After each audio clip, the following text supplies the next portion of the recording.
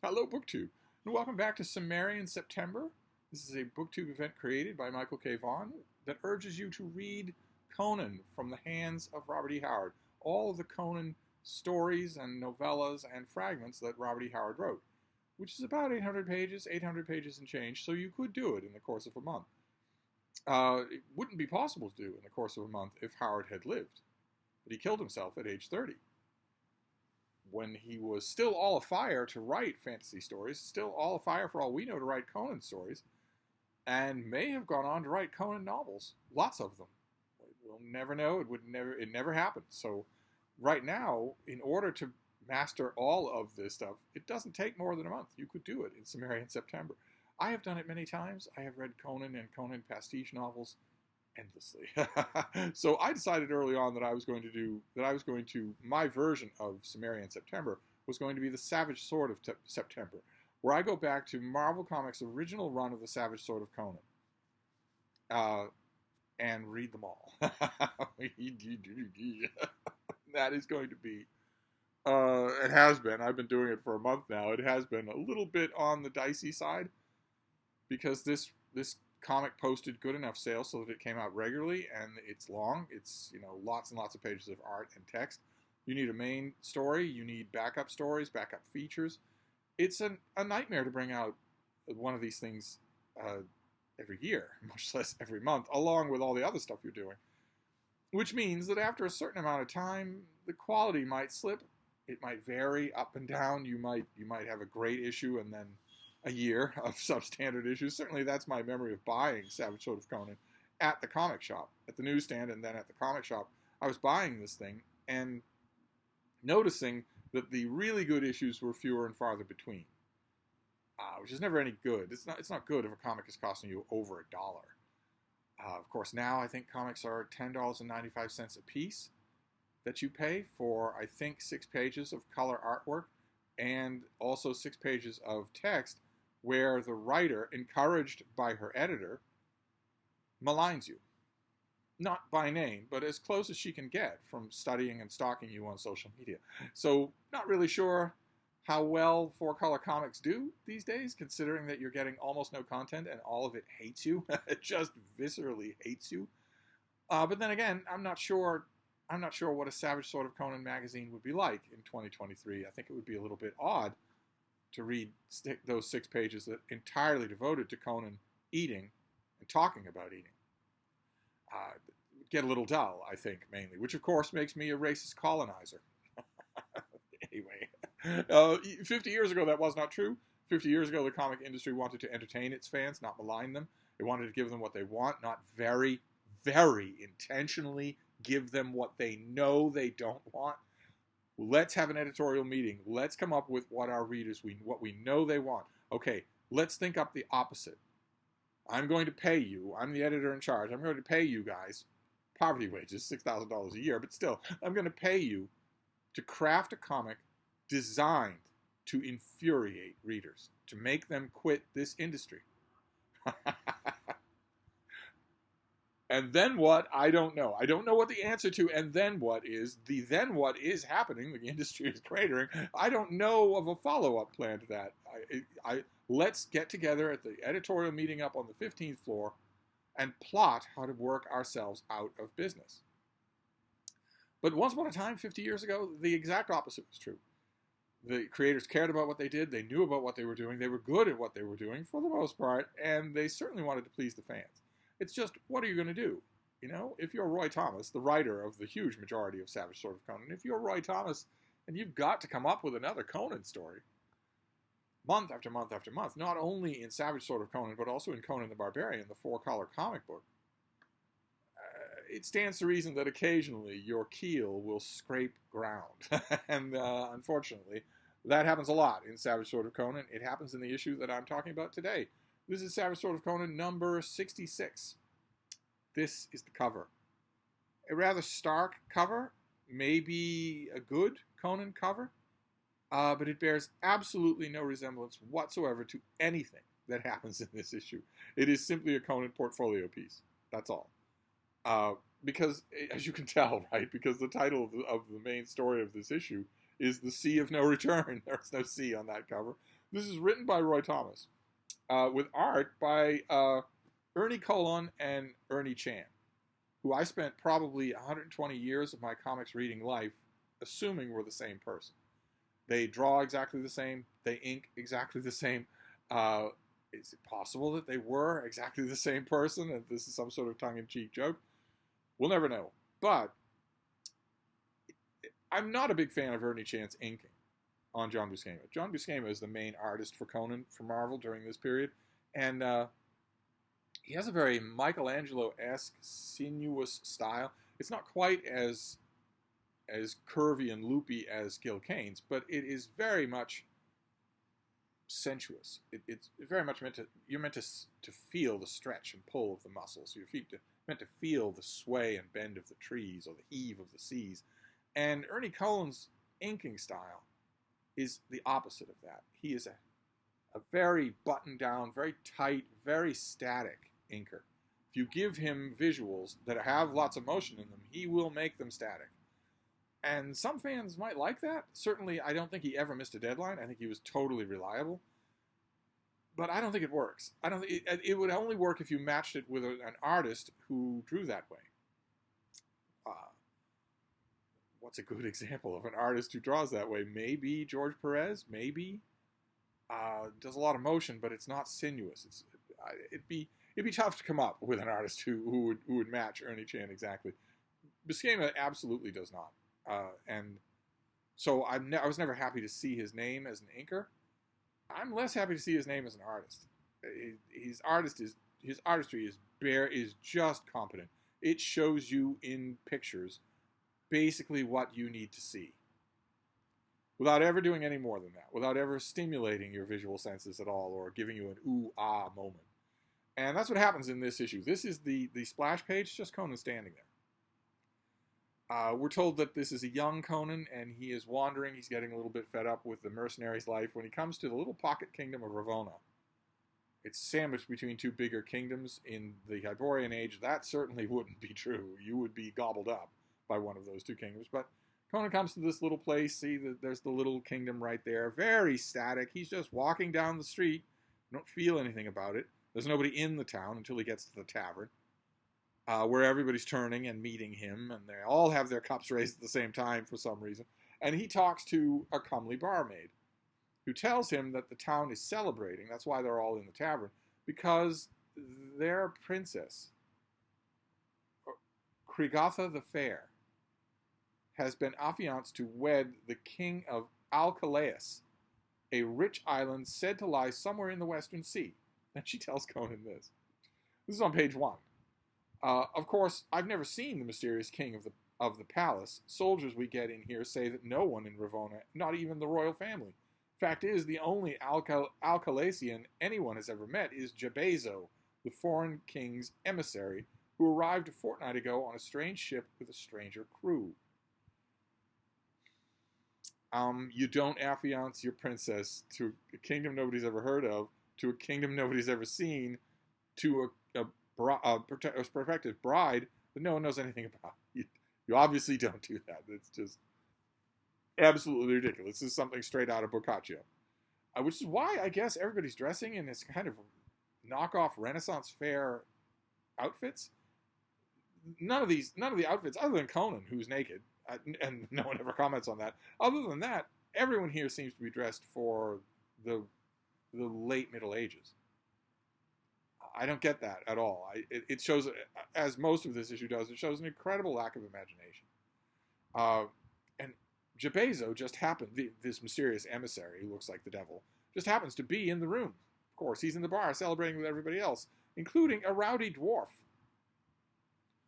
The king's jester, Stubb, who is demanding more ale. The guy with the incredibly long chin and the ridiculously sinister expression is Jabezo. And that weird flower pot in front of him is a foaming beer stein. Just it just doesn't look like one. That's all right. It doesn't have to. Jabezo goes over and introduces himself to Conan, And then he comes back to his table and for some reason tells the dwarf Stubb that while he was talking to this shirtless barbarian, the shirtless barbarian was maligning Krigatha the Fair. At which point Stubb loses his temper and rushes at Conan to attack him. The people at the table say, "Heads up, lads, old Stubb's in his cups again, it seems." But if Stubb, the dwarf, regularly attacks people when he's in his cups, it doesn't strike me that he'd be alive right now. He attacks Conan, who's just standing there, crouched, and who rams his head against a post. But he's still alive. He's groaning, but he's still alive. But it doesn't matter because the people, the Jabezo, the emissary, whispers to the chief of the guards, who has one eye and is not called Cyclops, he's called Cyclops. And the guard says, "Seize him," of course. He says, "Seize him." Conan says, "I didn't do anything. He attacked me. Everyone saw him attack me. I have not drawn any blood." And he doesn't intend to draw any blood. Instead, he's just fighting with the guards. And because he's just fighting with them, instead of draping the walls with their guts, they manage to overpower him. Look at how static that moment is. It's a mantelpiece. It's not energetic at all. And it could have been. It couldn't have been with Ernie Chant's drawing skills. He doesn't have the drawing skills. But even with the pacing, you get this scene where where the chief of the guard, Cyclops, is telling him, "You're under arrest." And then we get a panel that says, "Seize him." Then we get a panel with everybody leaving the bar through the windows and the doors. But in the next page, we see that they're not gone. There are still plenty of people in the bar. So you had those panels to waste. You could have used those on a fight. And instead you didn't. Instead you made sure to draw the boring stuff. Jabezo goes to the palace to talk with the people who are involved. It's a cast of thousands. One is a fat drunk. One is the schmarmy regent who's ruling because the Queen Mother is... let me get you a visual of the Queen Mother. The Queen Mother is masked. She's veiled mysteriously. No one knows why. And there's also the fat Flatus is his name. His wife is also in the story for some reason. You've got all of these different people. His wife, weirdly enough, is Carrie Lake, and the regent decides to have Conan released over the objections of everyone around him. He decides to have Conan released because he doesn't have any proof that Conan's done anything wrong. It seems like the dwarf attacked him. Okay, fine. Jabezo's not happy about that, but he doesn't get long to complain about it because he drinks some wine and croaks. He is poisoned, and he keels over dead. These things happen, I guess. Everyone else can smell poison on the cup, but not him. So he keels over dead, and Conan is released, and much to his surprise, the dwarf Stubb is at it again. It's attacking him again. Conan puts him off without hurting him this time because he has a date to get on board the ship with all these other people to sail to Alcalaeus with the princess, Krigatha the Fair. And they no sooner get on board the vessel than Flatus is found dead. And Conan realizes, he ponders, that he has all of these weird people who may or may not be suspects. Where were they all when he was found dead? It's a ship. It's practically a country house. There's no way to get on or off. One of these people has to be the murderer. And here's a knife. It's my knife, but I didn't leave it there. Who could have purloined it? Does Stubb the dwarf have some ideas? And by now, you will have rightly got the impression that this isn't a Conan story at all. This is just a completely by-the-numbers Barnaby Jones investigation murder mystery. It's not even interesting. It's boring. Conan is not a sleuth. He's not. What is he going to do here? Why is he even on board? Why are any of these people on board? You don't sail your princess to a kingdom you don't even know exists to meet with someone you've never heard of before, that no one else has ever heard of before. It's a ridiculous idea.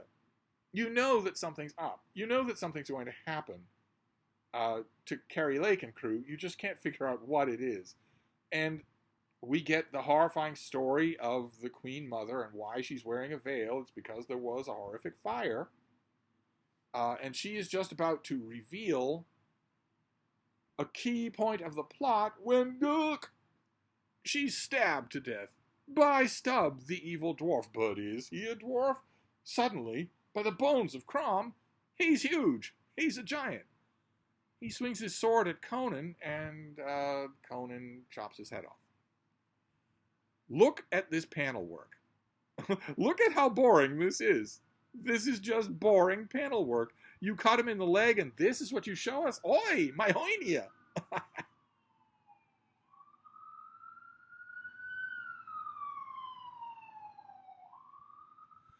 Then you cut his head off, and that's the panel that you do it in?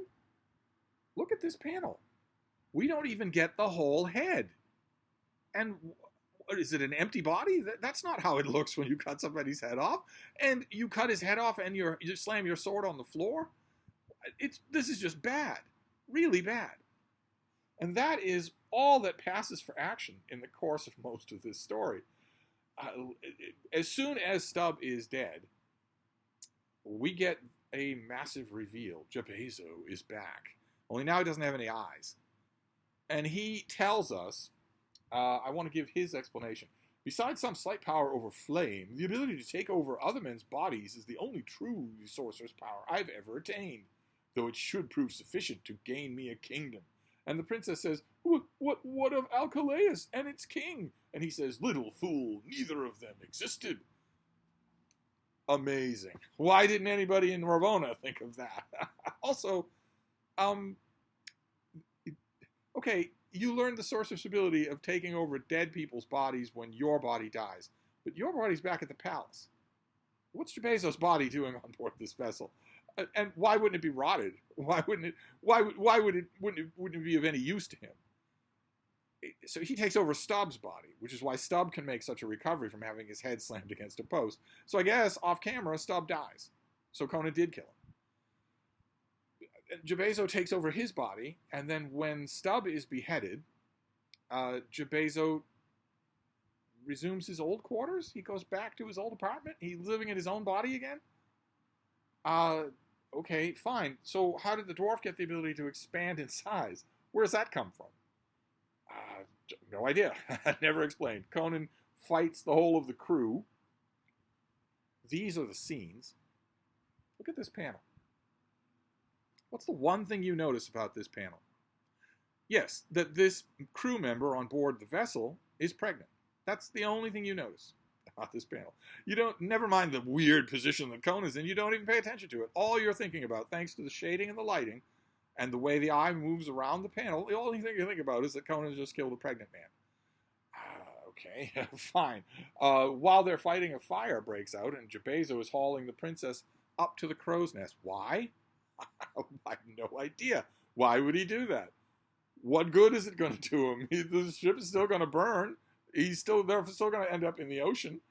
Conan cuts the rigging, and the girl falls into the ocean, and Conan closes on Jabezzo, who, naturally, supervillain style, reveals his dastardly plan.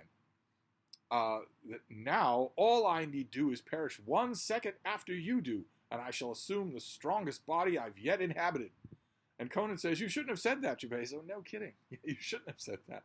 For now, all you've done is make me more determined than ever to skewer you like a fatling pig or die in the trying. And of course, he doesn't die in the trying. He skewers him so bad that the skewer actually goes all the way through. I don't know if you can make this out here. The skewer actually goes all the way through a 10-inch wooden beam. Okay, all right. So Conan skewers this guy and puts his sword through the seasoned timber of a mast of a ship. Okay, fine. All right. Okay, so Jabezo's not the only one with mystical powers. Of course, since Jabezo dies before Conan does, he can't jump into any body except the dead bodies that are already in the ocean. So that's the end of him. Everybody that's in a lifeboat sees Conan. They have the bad guys tied up in the back of the boat. You can't even see it because it's poorly done and the word balloons are covering it up. The good guys and the besodden princess get Conan out of the ocean. They haul him out of the ocean. And he grouses and says, "Crom, though I wish I'd had time to salvage some of Lord Flatus's wine bottles, it's liable to be a long haul back to shore." The end. What on earth? It's just, this is the price you pay if you're reading these later Savage Sword of Conan's issues. Some of them are just horrible. And this one's made even worse. I mean, that's bad enough, the Sea of No Return. Practically everybody returns. Practically everybody does. And they're too dumb. They shouldn't have returned. Imagine affiancing your princess, somebody you've never heard of before. You were dumb enough so that you deserve to die. Jabezo's more interesting than a lot of these ninnies. But that would be bad enough. But then, like I mentioned, Roy Thomas had to arrange backup features, editorial features, a rousing letters column in which yours truly appears more than once, and also backup serialized stuff. Now, some of that's going to be wretched. Most of it's going to be wretched. But the insult added to injury in this particular issue, when you're suffering through that boring Ernie Chan artwork, is that you get to the backup story. It's called Bront. It's about a man who's catapulted into the future, into a lost world wasteland, giant monsters, pretty maidens, that sort of thing. And the story is thought up by John Buscema, the artist. But it's also drawn by him and inked by him. And there is no greater visual beauty than John Buscema inking his own pencils. It's stunning. Just stunning. Bront Part 2 is just stunning. And all you can think while you're doing this, while you're reading this particular issue, all you can think is what I wouldn't have given for even a couple of panels of this kind of artwork in the Sea of No Return with all of these losers in a rowboat. What I wouldn't have given to see John Buscema draw a dwarf suddenly growing to massive size and attacking Conan. How wonderful that would have been, even as ridiculous as it is. It would still have been wonderful. I read in the letters page where people are talking about that issue, one person actually came forward and said the reason that the dwarf Stub could grow to giant size is because he was being inhabited by Jabezo. Okay, well then why doesn't Jabezo make himself giant in order to defeat Conan? If he can do that. But one of the things you're going to be thinking of when you're reading this installment of Bront is how you wish that you'd seen this artwork in the main feature. Another thing you might be thinking of, if you're a long-time Marvel Comics fan, is that when you ask John Buscema to draw a sequence of panels in which a character fights a giant panther and kills it, you're going to get pretty much the same sequence of panels, whether it's Bront Part 2 or Tarzan of the Apes #1. You're going to get a sequence of panels that is very familiar. They might not be in exactly the same sequence, but they are very familiar. But it doesn't matter because it's so wonderful. It's just so lovely. Unfortunately, that does not apply to the Sea of No Return.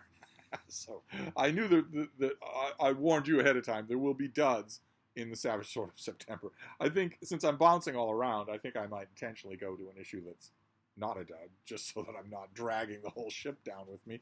But there you go. There you have wasn't that an amazing thing we did last year here in Nirvana? Remember that time when we affianced our princess to a mysterious king over the water on the say-so of an obviously evil emissary who could swap souls with other people? Man, remember the time we did that? Oh, yeah, and there was somebody else involved, too. Monsieur Perrault? No. Was it Miss Marple? No, he was too big to have a frilly shawl. Who was that detective who helped us figure all this out? Oh, yeah, that's right. It was a giant, muscular, shirtless barbarian. Anyway, we'll try our luck next time, see if we can do any better with our next Savage Sword of September. So I'll see you then. Thank you, BookTube.